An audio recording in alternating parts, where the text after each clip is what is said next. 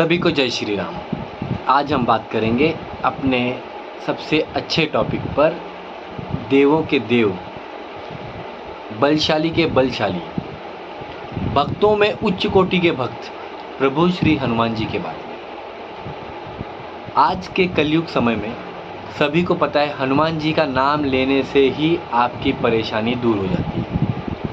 और आप यदि 5 या 7 मंगलवार हनुमान जी की परिक्रमा कर लें मंदिर में जाकर शुद्ध मन से, और उनसे ये कहें कि बाबा जी मुझे ये तकलीफ़ है, अगर ना दूर हो तो आप जो कहोगे मैं वो करने के लिए तैयार हूँ। ठीक है।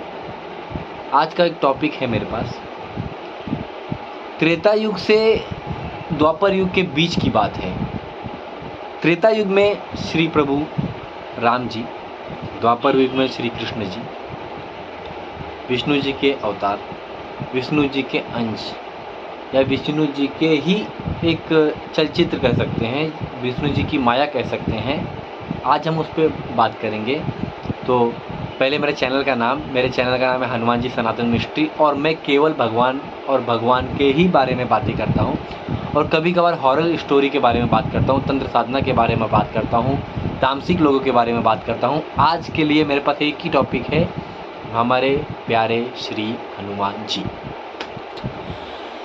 एक समय द्वापर युग में प्रभु श्री कृष्ण जी अपनी पत्नियों के साथ बैठे हुए थे। उनके मन में एक विचार आया कि क्यों ना हम गरुड़ जी की परीक्षा लें, क्योंकि गरुड़ जी एक विष्णु जी के वाहन हैं, और उनके मन में ये भ्रम आ गया था कि विष्णु जी केवल और केवल मुझ पर, श्री कृष्ण जी केवल और केवल मुझ पर आत्मनिर्भर हैं, मेरे सिवा उनके पास कोई पर्याय नहीं है, मेरे सिवा उनके पास कोई सेवक नहीं है, और मुझसे बड़ा कोई सेवक उनका नहीं है, मुझसे बलशाली कोई सेवक उनका नहीं है, विष्णु जी का।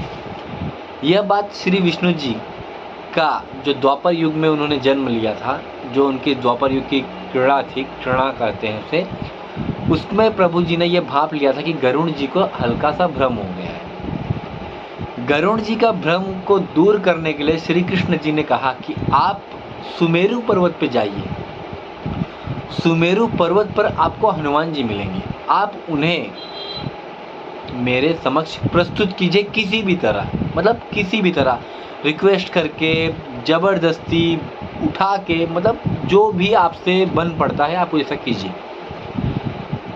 गरुड़ जी ने कहा अगर वो प्रेम पूर्वक माने तो ठीक है, नहीं तो मैं गरुड़ आपका वाहन उन्हें बलपूर्वक यहाँ पर लेकर आऊँगा। ऐसा। इस पर प्रभु श्री कृष्ण जी मुस्कुराए और मन ही मन सोचने लगे कि जाओ, तुम्हारा भी पाला बलशालियों में बलशाली एक अमोघ बलशाली से पड़ा है। ये गरुड़ जी अपनी तीव्र गति के साथ सुमेरु पर्वत पहुंचते हैं। सुमेरु पर्वत पहुंचकर प्रभु श्री राम के भक्त हनुमान जी को देखते हैं। हनुमान जी को देखने के बाद वो मंत्र मुग्ध हो जाते हैं, क्योंकि उनकी छवि जैसे उन्होंने त्रेता युग में देखी थी वैसी ही छवि उनकी द्वापर युग में भी थी, क्योंकि माता सीता के आशीर्वाद के अनुसार उन्हें कभी भी वृद्ध अवस्था नहीं आएगी, आजीवन वह यंग ही रहेंगे, तरुण ही रहेंगे। इस पर गरुड़ जी ने उनसे अनुरोध किया कि आपको प्रभु मेरे श्री कृष्ण बुला रहे हैं। श्री राम जी के नाम के अलावा कहाँ है कौन उनकी नज़रों में?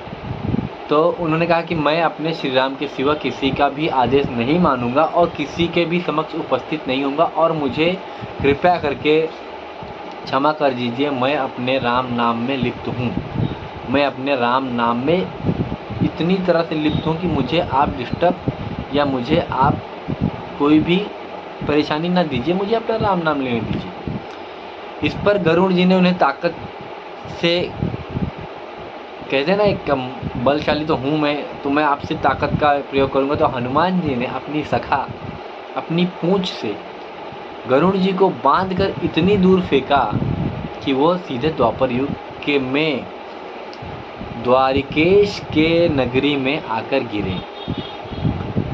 इस पर प्रभु के सामने लज्जित होकर कहे कि प्रभु मैं उन्हें नहीं ला पाया, मैंने उनसे छल बल सबसे प्रयत्न कर लिया, मैं उन्हें नहीं ला पाया, हनुमान जी को मैं नहीं ला पाया। प्रभु श्री कृष्ण ने कहा कि अब जाओ और उन्हें कहना कि मेरे आपके प्रभु श्री राम आपको याद कर रहे हैं। गरुड़ जी ने फिर से छलांग लगाई और पहुंच गए। पर्वत पर पहुंचने के बाद उन्होंने बस इतना कहा कि आपके प्रभु श्री राम द्वारिका में आपका इंतजार कर रहे हैं। ये सुनते ही हनुमान जी का रोम रोम भर उठा, उनके आंखों से खुशी के आंसू आ गए और वो प्रभु से मिलने के लिए तुरंत तैयार हो गए। गरुड़ जी ने कहा कि आप मेरे तेज और आप मेरे उड़ने की क्षमता का लिंक नहीं कर पाएंगे, आप मेरी बैठ जाइए, मेरे पीठ पर विराज हो जाइए, मैं आपको तत्क्षण भर में वहाँ द्वारिका पहुँचा दूँ। हनुमान जी ने कहा कि नहीं, मैं सक्षम हूँ और मैं पहुँच जाऊँगा, आप आते रहिए। हनुमान जी तो आपको पता ही है, मन जैसी गति से बढ़ते हैं। गरुड़ जी ने कहा कि ठीक है, आप आराम से आना, मैं चलता हूँ।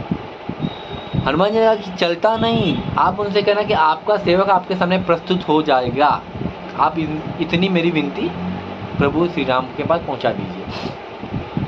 गरुड़ जी मुस्कुराए और उड़ गए। हनुमान जी तीव्र गति से उड़कर प्रभु श्री कृष्ण के समक्ष आ गए, उनका दर्शन लिया, उनके द्वारा फल फ्रूट जो भी उन माता जी ने उन्हें दिया, उन्होंने आहार अपना व्यक्त किया। उन्होंने अपनी वही श्री राम और राधा जी के साथ में, श्री राम जी और राधा जी को हटा दीजिए, श्री राम जी और सीता मैया के साथ वाला दृश्य देखा और अंदर से मंत्रमुग्ध हो गए। और फिर हनुमान जी वहाँ से उड़ चले। हनुमान जी के उड़ चलने के बाद कितने घंटों के बाद गरुड़ जी वहाँ पहुँचे। गरुड़ जी के पहुँचने के बाद उन्होंने कहा कि प्रभु, आपके सेवक ने आपके लिए एक संदेश भेजा है कि मैं तत्क्षण में आपके पास पहुंच जाऊंगा। उस पर श्री कृष्ण जी ने कहा, मुस्कुरा कर कहा कि वो आए, दर्शन लिए और चले भी गए।